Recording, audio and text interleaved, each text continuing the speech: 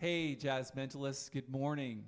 Wow, good afternoon, good evening, wherever you are in the world. My name is Paul Tobey. Welcome to another Saturday live stream. So here's the problem for most of you that are in the right place, and I can see there's many of you like Mark and John and Shell and Greg and Herbert and Friedrich and Philip and Rich. Everybody who's hearing me right now that are in the correct stream, you'll see a keyboard below my hands. You can see my hands on the keys. And if you're in the wrong stream, which is this mobile stream, you're absolutely in the wrong place. Unfortunately, Nancy's been in the hospital again. She came home on Monday, and by Wednesday, I had to take her back to the hospital. It's very serious and critical. And I really just want to send out prayers for Nancy. I skipped out from the hospital this morning, came home to run the stream, but when I set this stream up yesterday in this mobile version that some of you are seeing, and I'll move it in a second because you can see my mobile phone is right here. For those of you that are still on that stream, go back to the live tab on the Jazz Mental channel and switch to the other stream because this one is going to stop like right now. So if you're still here, you're in the wrong place and you're about to see nothing because I'm going to end that stream and move over to the other one. Okay, here we go.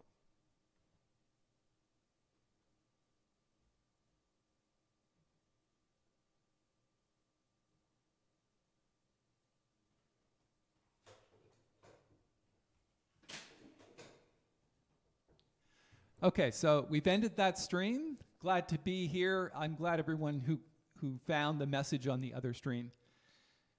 And the fact that you're here, I super appreciate it. Today we're going to be working on There Will Never Be Another You. And the reason for this is that I got a message on one of the videos that I put out called the 6 Core Principles of Bebop. And I made examples on a bebop blues. And the person said, and it's a relevant comment. They basically said, I would like to see you demonstrate those principles on another jazz standard. So in this particular case, they made the suggestion for There Will Never Be Another You, so that's what we're going to do. Just a quick shout out to those of you that have just shown up. Rich, Amodi, Francis, Philip, Greg, Alan, Rich, Philip, Friedrich, Herbert, and everybody else. Zontan, glad you could make it from the other stream. I saw you waiting out there. So let me put a link to the sheet music. It's basically some different changes to There Will Never Be Another You. We're going to work on it in the key of E flat. I'm going to post that in the chat now. Don't all rush there to grab it because sometimes it slows the website down and you don't really need it anyway. I'm going to pin it to the top of the chat and you can get that at some point. Now, I apologize for not making like a full arrangement of sheet music this week. I've been in the hospital since last Friday. So Nancy went home on Monday and then she was right back in the hospital on Wednesday, and she's very sick. And it's been a hard time for us, and I just haven't had a chance to look after everything on the channel this week, so I apologize for that. Anyway, there's the link to the sheet music. I'm going to play a little bit. I haven't played all week, so it's probably going to be interesting to hear how this goes. But, you know, piano is piano, and it's like riding a bicycle. You just kind of get back on it from time to time.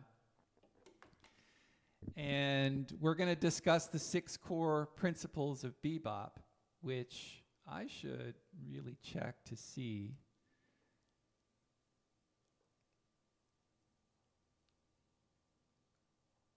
Well, I can't remember what order they're in that I did in the other video, but I'm going to talk about them anyway. So let's put up the sheet music.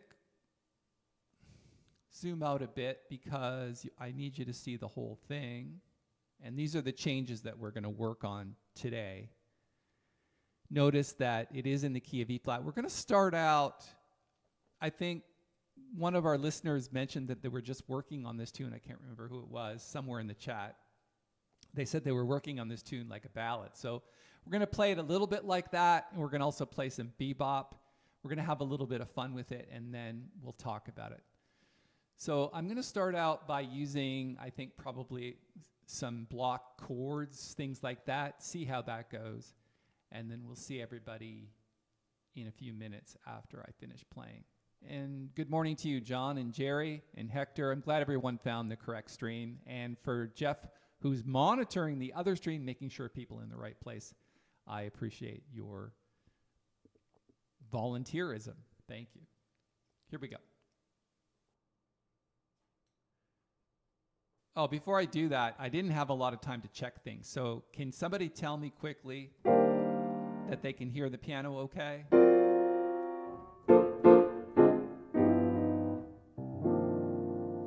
Just make sure the sound is good before I jump into it and play a bunch of music, and then everybody gets back to me and say, hey, Paul, the sound isn't great.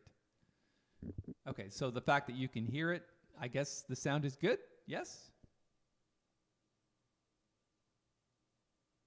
Just waiting for somebody to give me some feedback on the piano sound.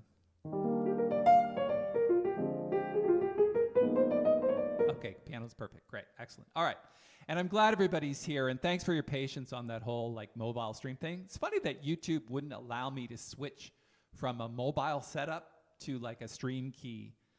So anyway, that's the way it goes sometimes. So I'm glad you're here. Here we go.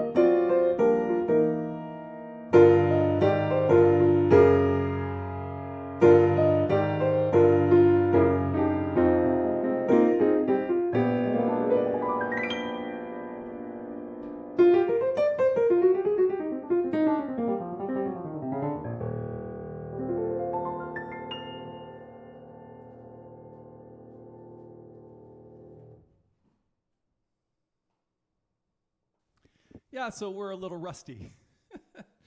Well, I hope you got some value out of that. It was definitely fun. Couple of comments. Sounds great, meaning piano is a good sound. I'll be staying on the first two lessons for a while. Can't wait to learn this jazz style. I've been at the accordion for a number of years. This is where I want to be, though. Well, good. Welcome. It's nice to have you here. Obviously, a new listener, so that's good. We like to build our audiences. And for those of you that have just joined us, my name is Paul Tobey. I'm glad you're here, because these live streams wouldn't be anything without you. So 6 core principles of bebop, and I'm going to demonstrate them throughout the session. The first one and the foremost, I think, core essential or core principle of bebop is swing, 8th notes. Most bebop, if you follow bebop at all, and we're really talking about the 1950s into the 1960s, people like Charlie Parker, even Miles Davis, Bud Powell, Thelonious Monk. There's a whole gang of people that kind of invented this language. One of the core things is that when we're talking about 4/4 time, which is obviously most bebop tunes and jazz standards, they decided, I don't know how this happened, but the language was basically 8th notes. So if you think about it, in the key of E flat, you've got a scale which is like an E flat scale, right? The problem with that scale is that there's only 7 notes. But even with 7 notes, and we'll talk about one of the other core essentials of bebop in just a moment, but it's basically, you want to be able to swing it. So you're talking about 8th notes where the first note is a little bit longer than the second one. So a lot of people play swing like this. That's not swing. Swing is a little bit of difference between the two. So first one, and the second one is a little bit shorter, like this. And the accent is on the second note, right?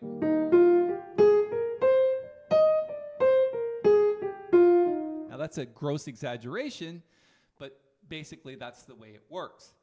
And then you get swing like this. So I'm going to demonstrate it in this tune, just with 8th notes as best I can do. So here we go.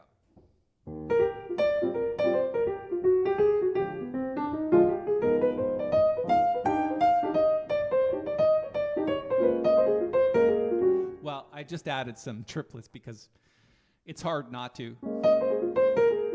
Right? But you get the idea, right? So the whole basis of bebop is just 8th notes. So it's 1, 2, 3, 4, da, da, da, da, right? Right? Here we go.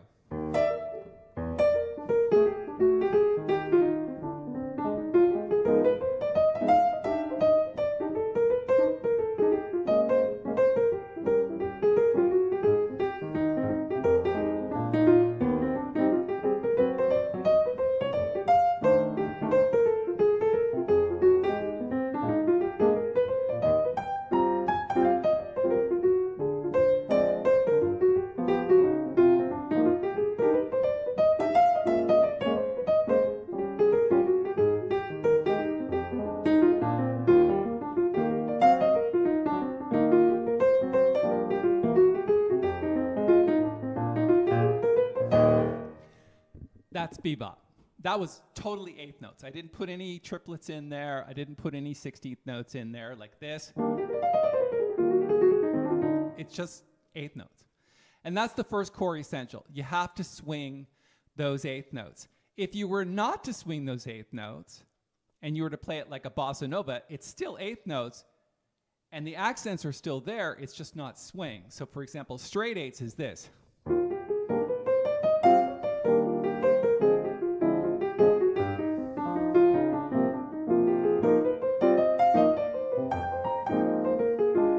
Versus this.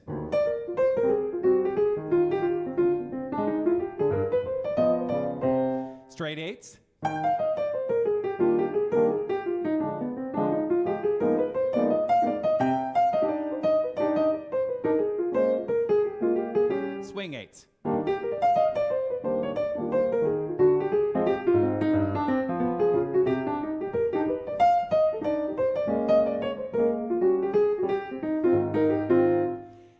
that's the first core essential, because if you don't get that swing part, it's never going to sound like real authentic bebop. I know that I got this question from Jerry earlier, and he said, can you just explain the ending? And I will, Jerry, I will get there in just a moment. Let me get through the 6 core essentials, and then I'll try to remember what I did with the ending. I know it was some kind of turnaround, right, where we did this. And then we did this.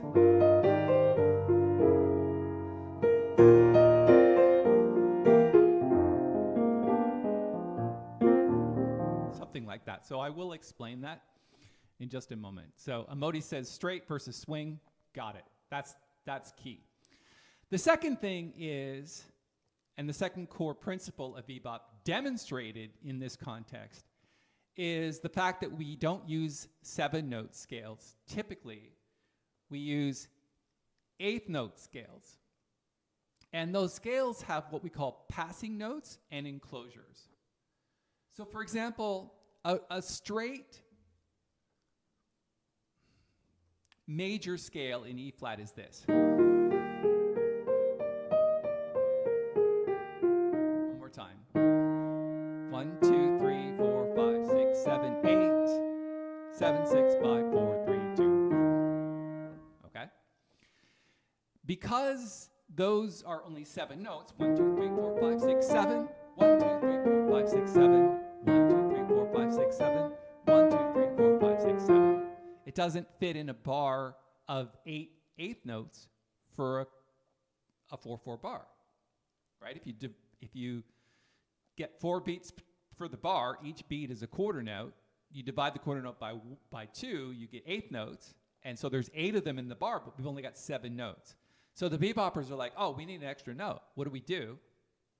Let's put in any passing note. So what they did in most cases was they added a passing note.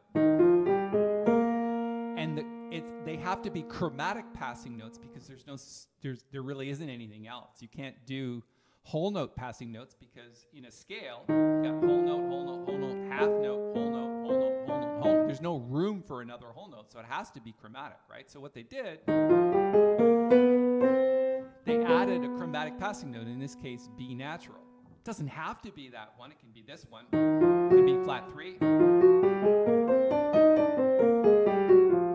See how it changes it? It's 8th notes versus...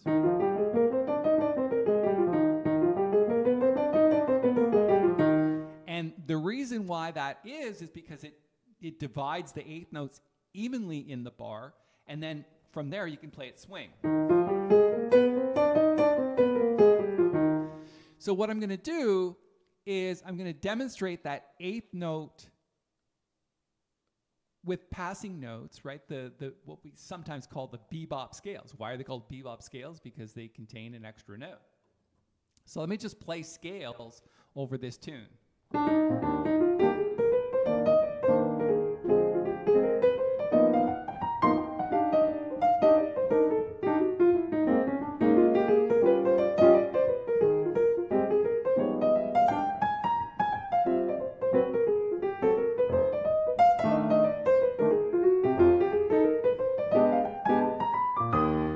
Right? And so it kind of evens things out. Does it matter which passing note you use, which chromatic passing note? Absolutely not. There are standard ones like flat 5 and flat 3. Here's the flat 3. Here's the flat 5. And of course, we're just talking about major scales, but there's also passing notes for minor scales. So when we get to the 2, 5, 1 of B flat, you've got flat 3, and then the passing note is the natural 3. When you get to F7, the passing note is the natural 7th. So you've ever heard this before? That's bebop. Bebop, right? And so these passing notes are really essential to the language of jazz. It's the second most important core principle, which is use 8-note scales or use these chromatic passing notes. The next core principle, we went dark. What do you mean we went dark? Are we not streaming anymore? Uh-oh, that's bad.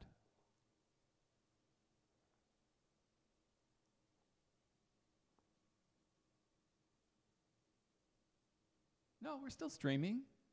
I don't know, Rich, can anybody else, are you still seeing the stream? Because I can see that we're still on. I don't know if it's just Rich or if it's anybody else. Can you give me some feedback quick? And I know there's a delay between when I ask that and when I get a response, but just let me know if you can still see the stream. Okay, so everything is fine here. So it's a problem with Hawaii. Hawaii went dark. Okay, let's continue. Oh, and I can see there's quite a few of you here today. It's a good audience, so thanks for showing up. I really appreciate that. Okay, okie dokie, all is fine. Hawaii needs to reboot. Let's go back to here. Okay, so the next core principle is this concept of not just chromatic passing notes, but what we call enclosures. So an enclosure, the best way to describe it is if you look at what we call destination notes or chord tones. So in an E-flat major chord, and of course this is the first chord of the tune if you look at the sheet music that's on your screen, an E-flat major chord has just the basic 4 notes. Each of those is a destination note or a chord tone. So chord tone root, chord tone third, chord tone fifth, chord tone seventh. The interesting thing about that is if you surround that note with chromatic passing notes, you get this.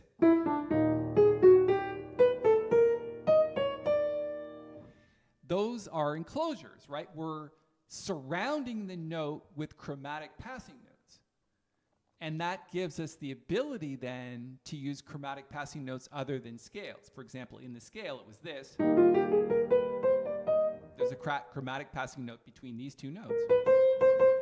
When we do enclosures, we're doing chromatic passing notes surrounding over and under the destination note. So if the destination or the chord tone is E flat, or G, or B flat, or D, that's how you get enclosures. Now you can go from below then above.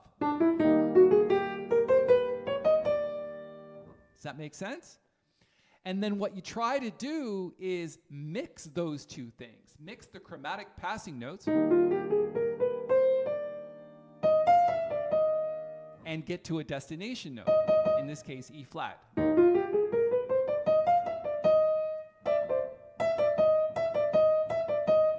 Right?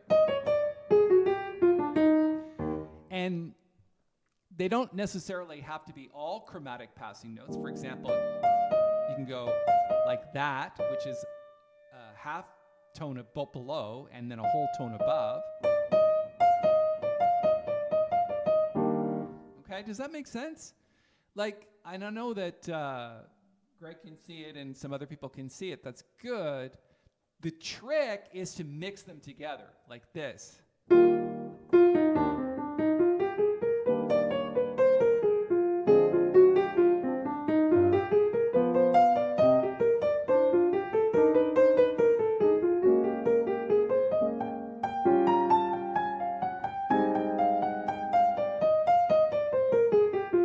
Okay, so then if we get to playing the demonstration on There Will Never Be Another You, just using those 2 things, chromatic passing notes and enclosures, you get very close to what the bebop sound is.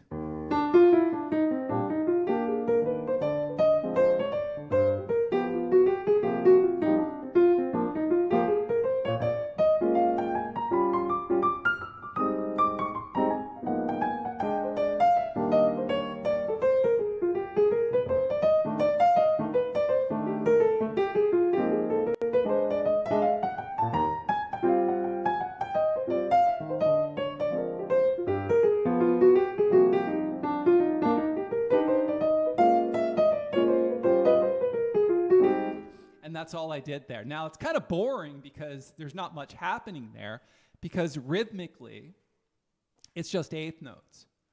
So let me demonstrate one more time, just so we got this, right? So what we're trying to do is we're trying to mix bebop scales with chromatic passing notes with enclosures.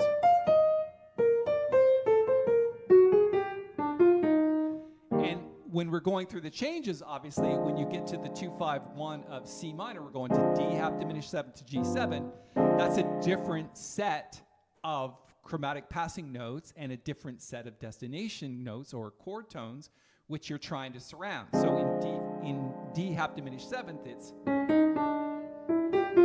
right.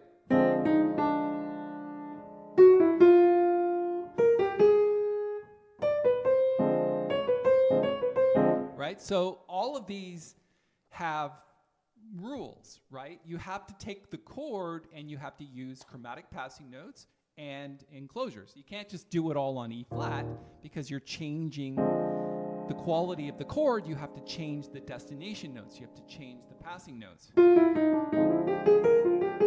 Then you get to G7, it's the same thing.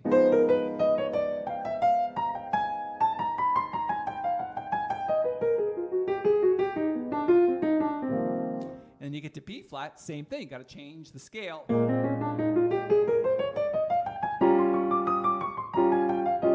And change the chromatic passing notes.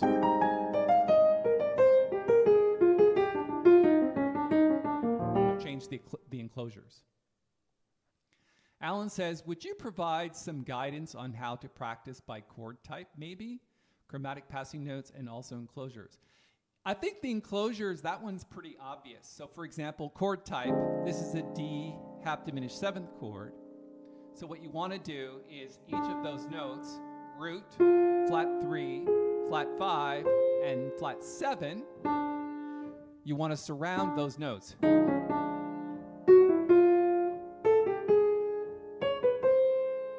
Let me do that slowly. So C sharp,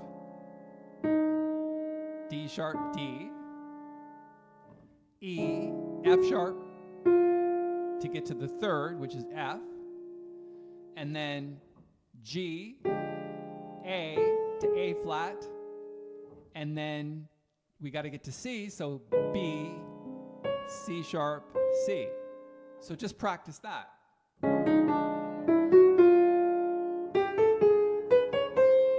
Or go from above. And that's the way that I would do that. You could also probably, if you talked about hand exercises, right?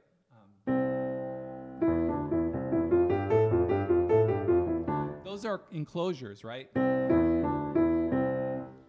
So they're kind of like from a scale, not a bebop scale, but it still makes sense. But what you could do is you could change it. You could say,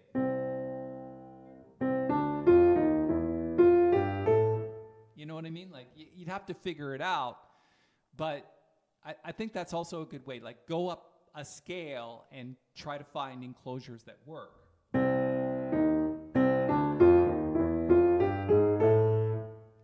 You know what I mean? Like work out your own exercise.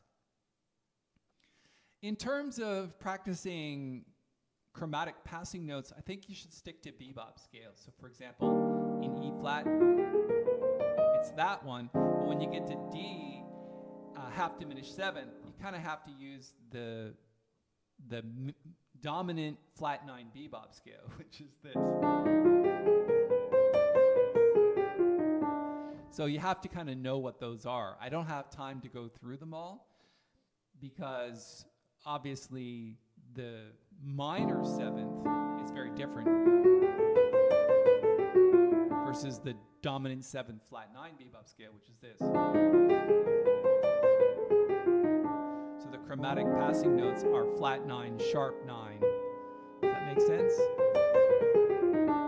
That's probably the most useful one, by the way. So if you get to like D half diminished 7th, you can use the same scale as the G7 flat 9.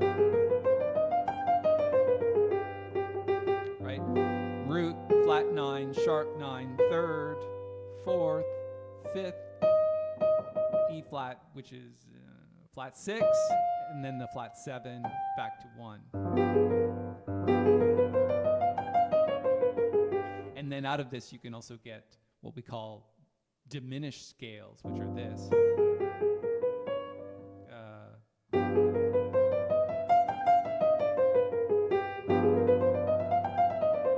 Which is too many notes, but still useful, right?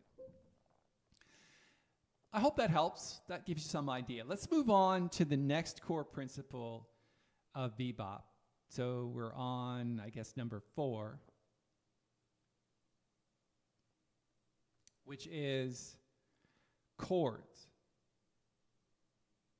The best way to think about and to practice chords is to just spell the chord. Now, the thing about chords is that you have to know which extensions are available. By extensions, I mean 9ths, 11ths, and 13ths. So if we're on an E flat major chord, major 7, there's the major 7th, then you've got 9, and then 11, which is not really available because it creates a flat 9 with the root of the chord. So if we played that, it sounds like this. It's just wrong, right? What you want is a natural 11. So 7, 9, sharp 11, and 13. So it's like an F over E flat chord. So with that, you can basically spell the chord like this. Get to D, half diminished 7th. To G7 flat 9. To C minor.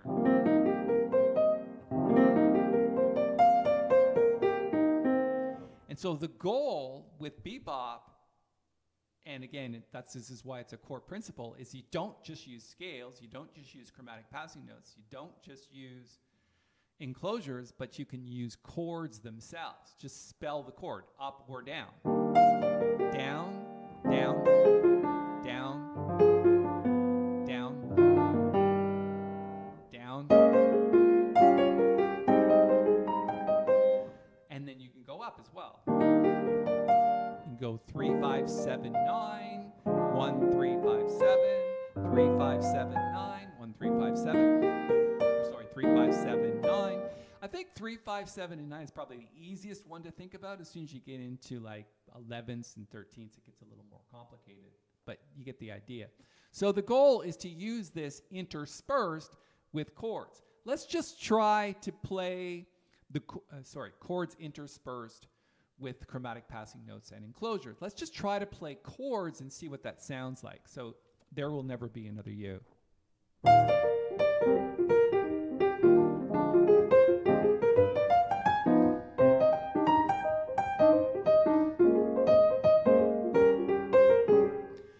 It's very hard for me not to just play chords. I mean, you get the idea, right? So let's try it again.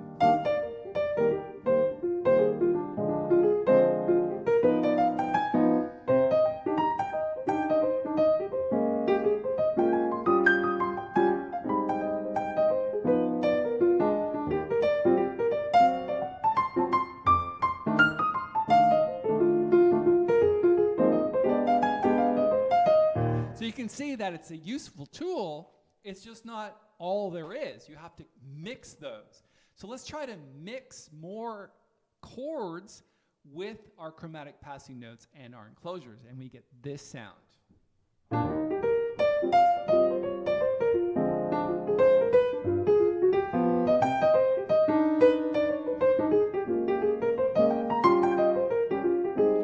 Now, there's a trick to using chords that I think is important to mention while we're doing this. Start a chord with a half step below the first note. So if it's 3, 5, 7, and 9 of an E flat chord, start a half tone below and use a passing note to play this. You ever heard that before? And you can do this for different inversions of the chord. For example, if it's root position or second inversion, or you get the idea, right?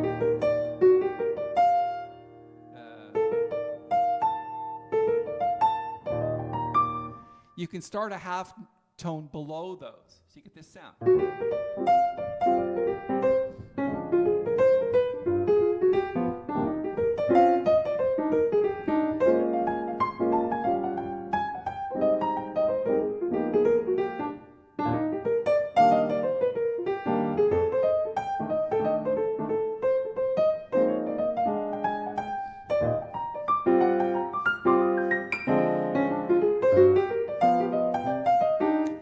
idea?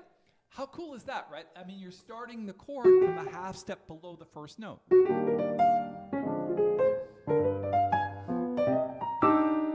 So this is a core principle of bebop, mixing chords. Now, the fact that you're always using root position doesn't make it as interesting as using the extensions, in this case 3, 5, 7, 9, or 5, 7, 9, sharp 11, or 7, 9, sharp 11, 13. That sound is more of like a modern sound because you got this floating sort of sharp 11 over E flat. Kind of fun, right? Like, the goal is to mix it up, make great solos, but there's a lot of language in here to make solos from. So let's try to do that one more time with the tune.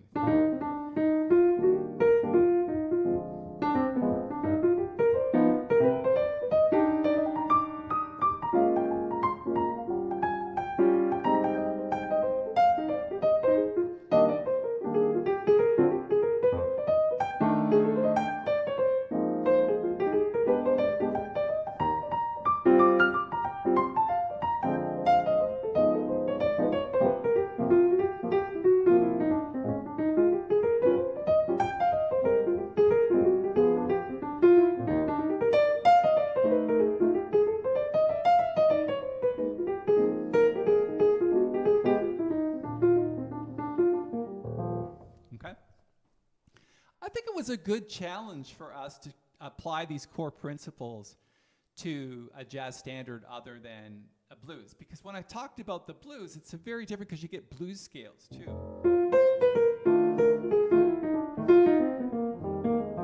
Now the interesting thing about that is that even if we're not playing blues, it's still a core principle of bebop. So number 5 is this: use blues scales whenever you can.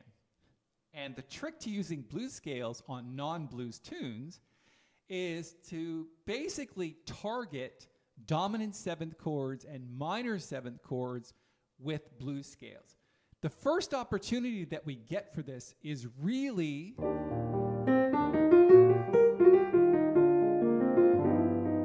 when we get to the C minor chord. So take a look at your sheet music on the screen. So you got E flat, and it does a 2-5-1 of C minor to G7 flat 9, and then we get to C minor, and then a 2-5-1 of A flat. So when we get to the C minor, and you have to think about this in terms of how do I fit a blues scale in the most appropriate places. And blues scales always work over minor 7th chords. So this is our minor 7th bebop scale. Whereas you can use a blues scale over C minor. So C minor blues scale is C, E flat, F, F sharp, G, B flat, and C. So whenever that happens, you can actually use that sound. Cool, right? Therefore, if we play the tune and try to incorporate blues scales, the first opportunity being C minor 7, let's see how that sounds. So we're going to play some chords, we're going to play some scales, and then when we get to C minor, we're going to try to play blues. Okay, here we go.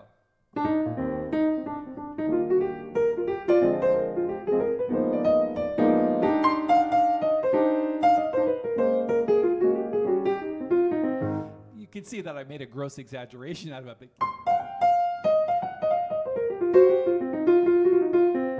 And all I'm doing is just playing notes from the blues scale. They're just... Let's just play 8th notes and see how that sounds. So when we get to the C minor, we'll play blues, but just 8th notes.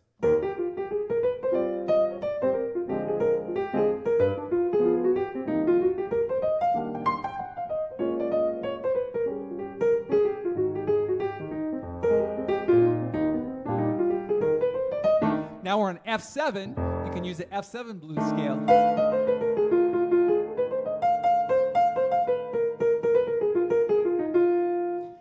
Okay? So let's follow along with from the top of the tune. So let's go from bar 1. D half diminished 7 to G7, blues scale.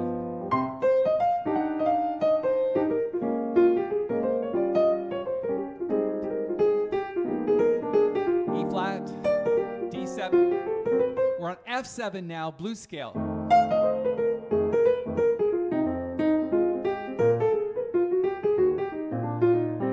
Now, the thing is, C minor is very closely related to E flat major.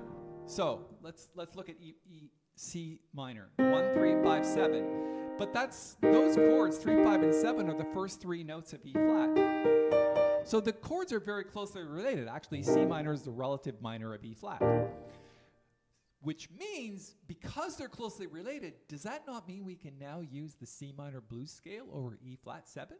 Or sorry, E flat major 7? And the answer is, yes, you can. You can do that, right? Let's play the C minor blues scale from the very top of the tune over E flat.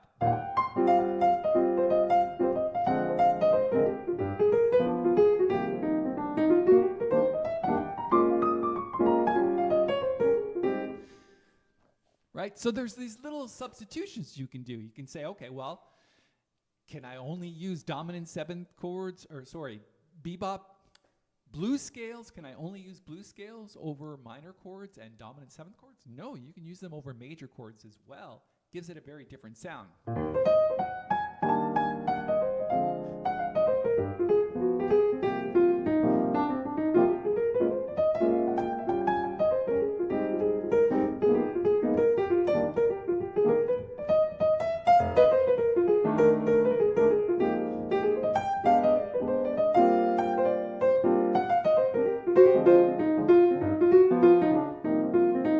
Now, the interesting thing that I did there is, even when we got to the 2-5-1 of C minor, I still played a blues scale, a C minor blues scale over that 2-5. Okay? Blues scales kind of work in all contexts as long as you remain in the key of the moment. The key of the moment is like E flat or C minor. And even though you're doing other chords, you can still use that blues scale. It's very handy, by the way, because it gives it that bebop bite of blue notes.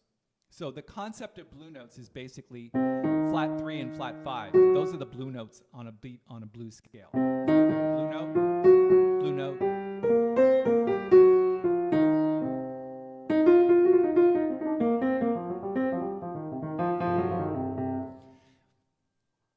Blues scales, very handy. The 5th core principle of bebop. Let's do a couple of questions before we move on to the last core principle of bebop. All right.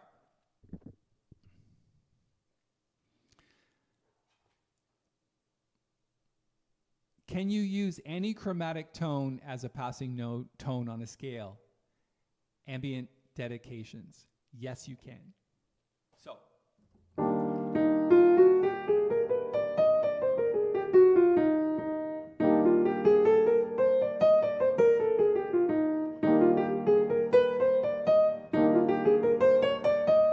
yes, any. You can even use flat 2.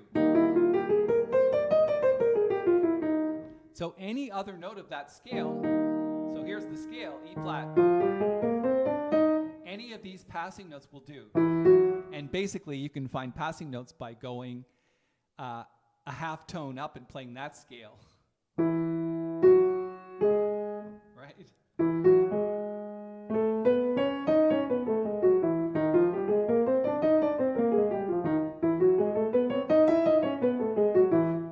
Those notes from that scale can fit. You can even play chromatic scales, which is, I don't like using them a lot because it tends to sound like this.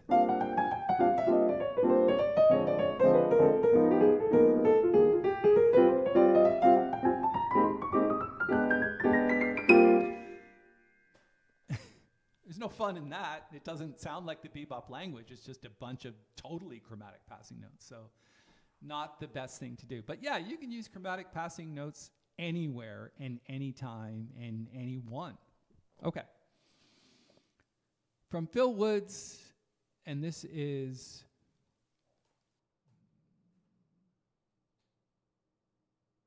Ben talking. Ben says, from Phil Woods, Bebop solo in E flat major. D, E flat, B, A flat, E. D, E flat,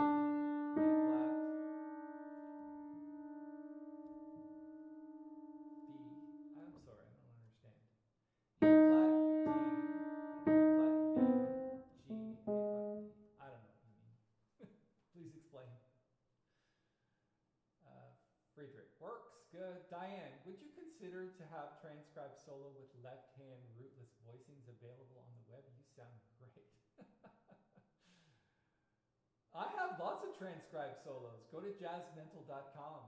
There's lots there, and check out some of the other videos. I mean, there's more than 400 videos on the channel. I would go through some of them, and you'll hear lots of left-hand rootless voicings.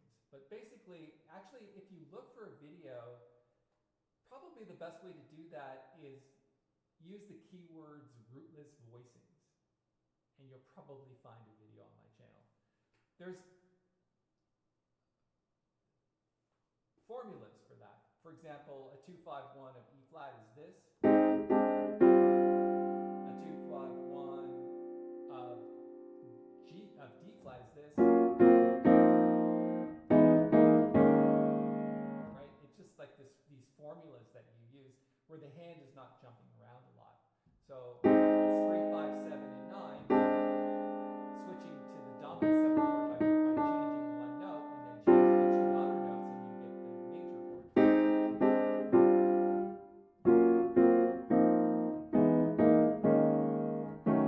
Get the idea? So yeah, look for that, and that'll help you a lot. Oh, my voice went very, oh shit, when did that happen? Oh, my apologies. There, I'm back. Yeah, that's my bad. I don't know, I must have hit something by accident, sorry about that. So the question was, just to repeat before I went crazy with no vocal mic, is,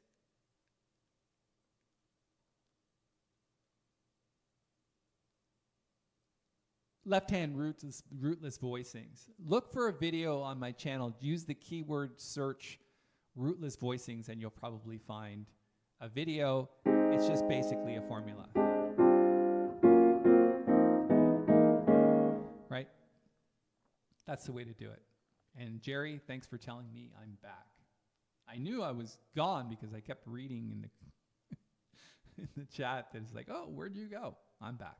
All right. Let's go to the last chord principle of bebop. And hopefully Harry got an answer to his question.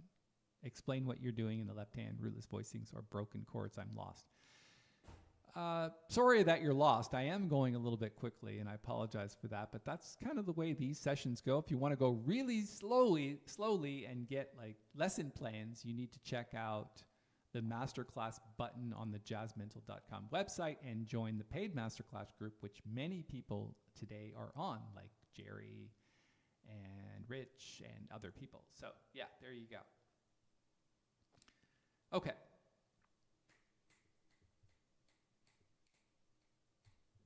Let's go to the last chord principle. So the last chord principle of bebop. So here's what we've done so far. We did all bebop is swing eighth notes. Number 2 was 7-note scales using chromatic passing tones. Number 3 was enclosures, so chromatic passing notes and enclosures together. 4 was chords, using chords, broken chords. And then 5 was blues scale. And then 6, which is our last chord principle, is using what's called bebop licks. Now, I've played a few of these already. Bebop licks, and there's a number of them. Like, I don't really have time or can even possibly remember all of them because they change piano player to piano player. But licks incorporate other types of rhythms, which are 16th notes, triplets. For example, here's an example of triplets in the context of a lick. If you go from 2-5-1 of C minor,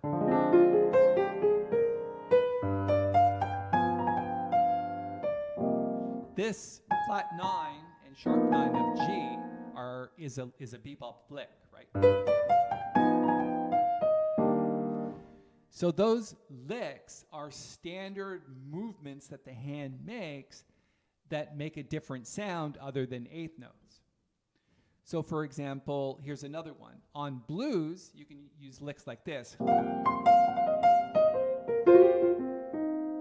Right? Those are several different licks in, you've got double stops, C minor, right? And then this is 16th notes.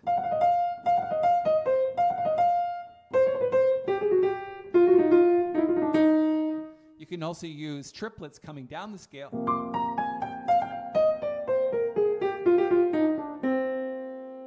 So these are just basically bebop licks. Now, how do you learn these things? Did somebody write at a book, oh, here's all the bebop licks available? I don't even know if that exists. It probably doesn't. I've never seen one. The best way to learn bebop licks that you like is to listen to other players, even me, and go, yeah, that sounds cool. I'd like to be able to do that. So there's a few examples. Here's another example. If you've got something like this.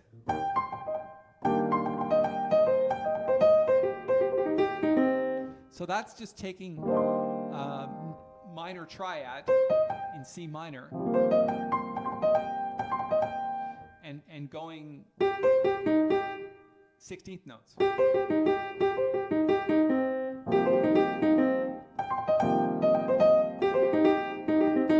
But you can do that on enclosures too.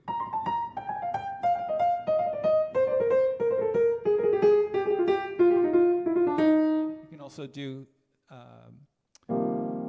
things like this.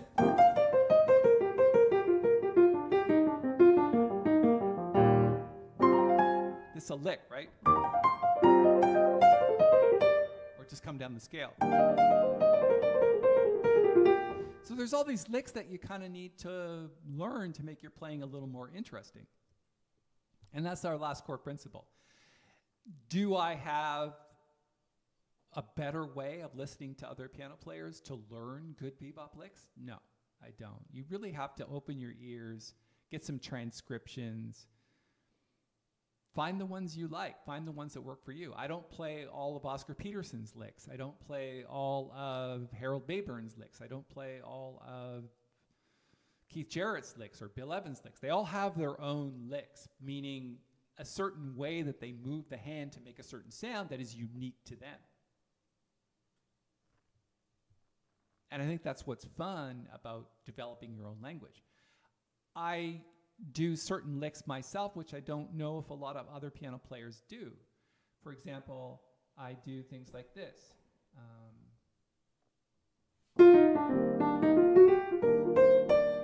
Like that. So you're like taking a low note and swapping the hand like this. Right?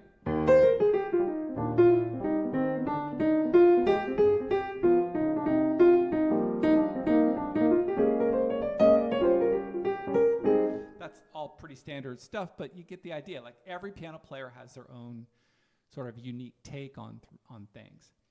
So Quadruple X asks, who are 3 to 4 musicians to listen to so we can get used to this style? This style of bebop playing, I would suggest Red Garland would be a very good start.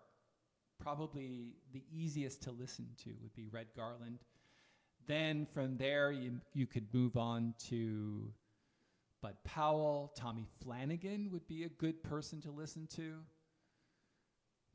I'm just really thinking sort of straight ahead bebop players. Harold Mayburn, Hank Jones, good person to listen to. If you want a little more bluesy style and still bebop, you might want to listen to a little bit of Ray Charles, which is kind of fun to listen to. I really like his album, by the way, Dedicated to You. It's not bebop, but it's a lot of fun. You should check it out. It's called Dedicated to You. Just look for it on YouTube and you'll find it. I love it because every song on the album is a woman's name, like Stella by Starlight, Stella. Now he does it as a ballad, but still fun. And it's a big band, which is kind of cool. So there's 3 to 4 musicians you could check out that are very easy to listen to, that are bebop players. Jerry says, first time I ever heard anyone refer to Harold Mayburn. You have good esoteric taste. Thank you. I try to get around. Wow, the time is just burning by. We're already at 11:58 my time. We've got a few more minutes. Let's see if we can play a little bit differently this time, try to incorporate all of those styles of bebop. Oh, before I do that, let me answer Jerry's question from very early on. So when we got to the end of the tune, he's basically asking me what I did. So what did you do at the end of the tune? So the end of the tune is this.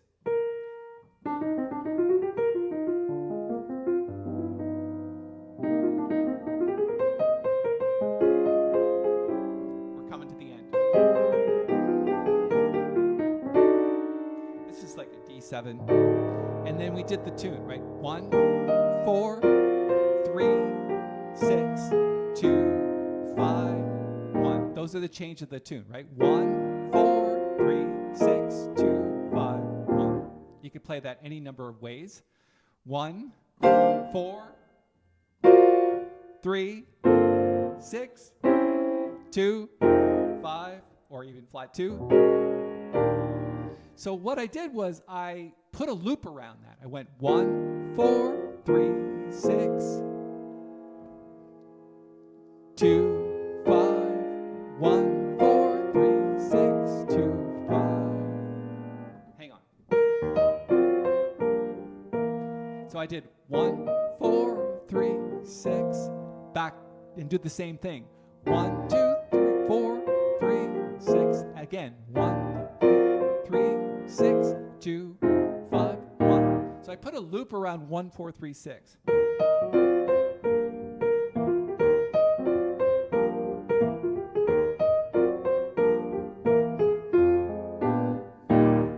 Right? You're just looping.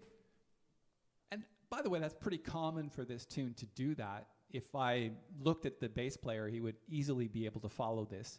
There's a number of different endings you can do, but that one's pretty stock or standard for this one.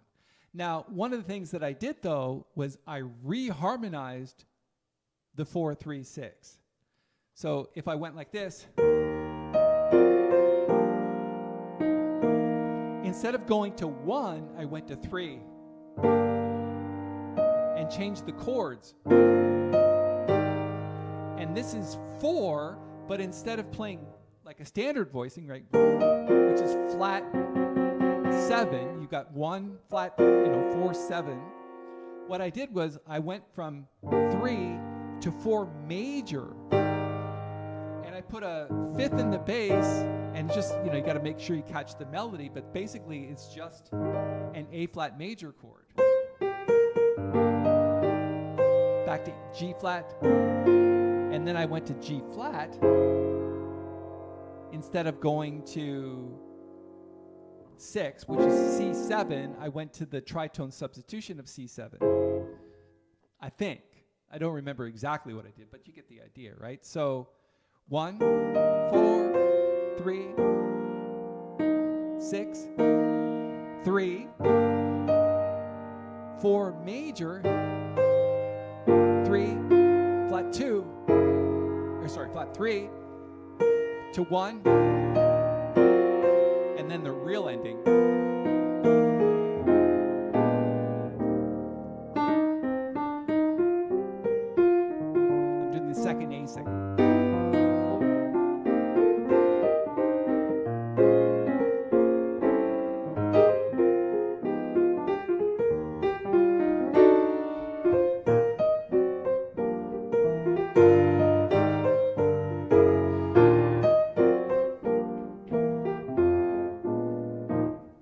And then I probably made a pause and then went to 1.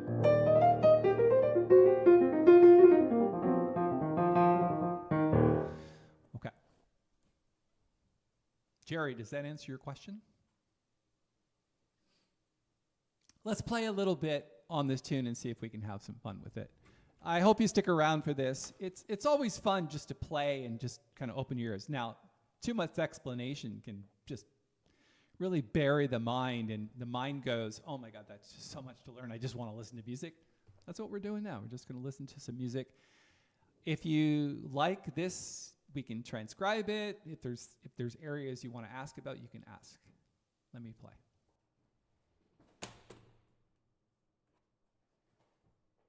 Before I do that, I did want to say, if you were on the other live stream that got set up incorrectly and then you moved over to this one, at the beginning I basically said that I've been in the hospital really most days this week, all day. So I haven't had a chance to really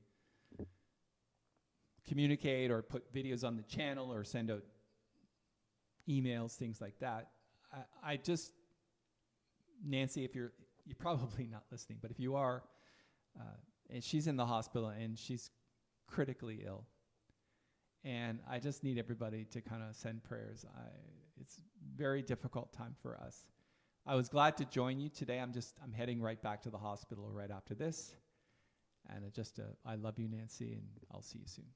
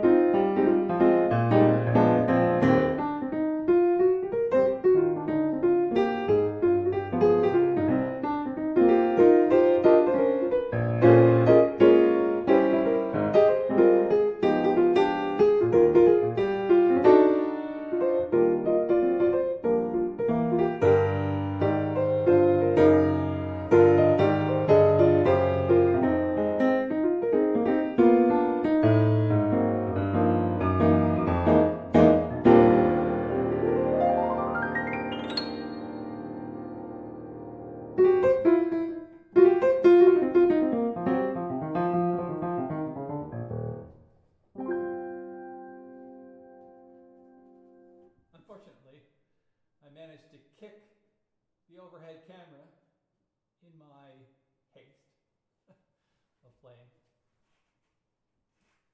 So Friedrich asked, left-hand chords are mostly not rootless in bebop, or what? Yeah. Whoa. Sorry, microphone. Right. Question. Left-hand chords are mostly not rootless in bebop, or what? It depends. If you're playing with a bass player, mostly rootless. If you're doing solo piano like I was doing, switch back and forth between bass notes, walking bass, rootless voicings, you get the idea. If you're playing with a band, yes, mostly rootless voicings, absolutely. And it's not just bebop, it's all jazz. Lots of kind words for Nancy. Thank you so much. Zoltan says, thank you, Mr. Tobey. Dear Nancy, sending my best wishes. Thank you, everyone. I appreciate it. Anyone who can spare a moment and just a thought, doesn't have to be a prayer, just a thought for Nancy. Our dear girl is struggling big time. So we love her and we want the best for her. So thank you. And that'll do it for me. I'm heading back to the hospital. Thank you so much for attending this masterclass. It's been a real pleasure having you here. Of course, these sessions would not be anything without you. Please go grab the sheet music at the top of the chat, and I will see everybody next Saturday, hopefully. We'll see how it goes. Right now, I'm planning on being here next Saturday. Of course, we don't really have any plans, but it really just depends on Nancy's condition. So hopefully, and she is showing signs of improvement right now, so that's very good. So we will be back next Saturday. Thank you so much for hanging out with me. Hopefully, I'll be in touch with you sometime during the week. Anybody who has any questions, please send them through the comment section below. And if you could, just give a thumbs up to the video once the stream ends. It really helps us here on the channel. And comments really do a lot. Not chat comments, by the way. Below the video, there's a comment section. When the stream is done, it'll open up and you can make some comments there. It really helps us out. I really appreciate it. It's been fun. I wish I had more time to prepare for today and practice, but it was still fun. And we'll see everybody next week. Take care.